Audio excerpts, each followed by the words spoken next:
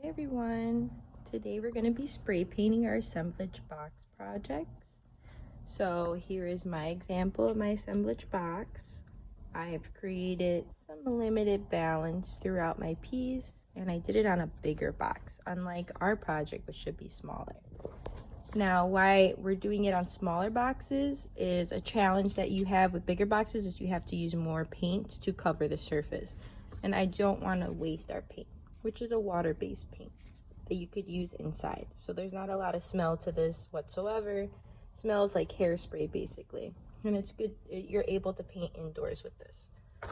While we spray paint, we have to make sure that we always have a window open just to stay ventilated. The goal with this project is to have one person in this area at a time spray painting, and then we let it air out after a while. Now, the materials that we need, obviously our art, we need our spray paint. I'm using blue. So we're all doing it one color because it's monochromatic.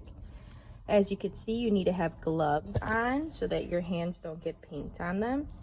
Now, the thing is that this is water-based paint. So if it does get on your skin and it's still wet, you can wash it right off. But if it does dry, like how it is on here, it's not gonna come off. So you gotta make sure if it's still wet, wash it off. The other things that you need to be having on, just in case you don't get any paint on you, is a smock, like how I'm wearing right now. And you're going to need a mask. So here's my mask, just to be safe. Now, what we're gonna do is just give you some simple tips on how to spray paint because it's not always as simple as it seems. Now, what I'm gonna do is I'm gonna take the cap. First, you gotta shake it up.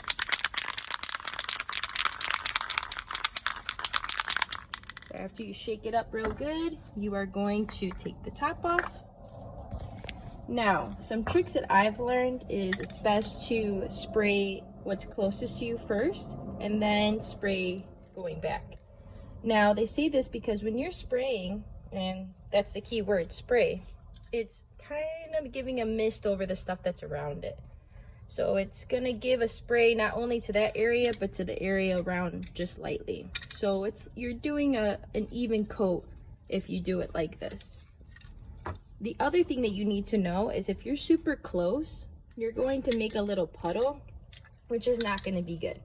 We don't wanna make a puddle of spray paint on here. So you see like in some areas, I sprayed a little closer than others and you could see that those areas are showing more color. And then it's creating a little bit of a pool of paint, and that's not good. We don't want to do that. We want an even coat of paint. So we got to keep it a good distance away, but not too far away because then it'll spray all over the place and we don't want that. So let's show how we're going to do this. We're going to keep a good distance away and then we're just going to press down on here. So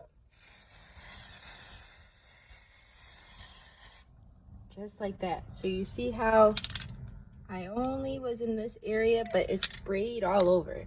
So let's do some more. There's some areas that still need attention.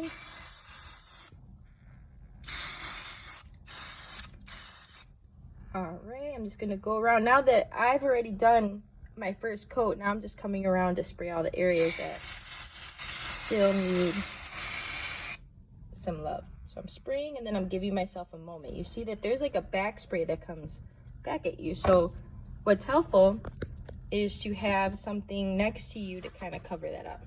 So I have these little pieces of cardboard that you could use, and then you could block up the spray like this as you spray. So one hand could be like this while your other hand is holding the spray. So the goal of this project is to have everything inside of our box because at the end of the project, we're going to be displaying it like this.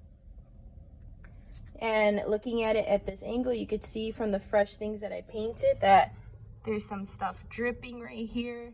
So the best thing to do when you let it dry is to just lay it down flat so that it dries really evenly.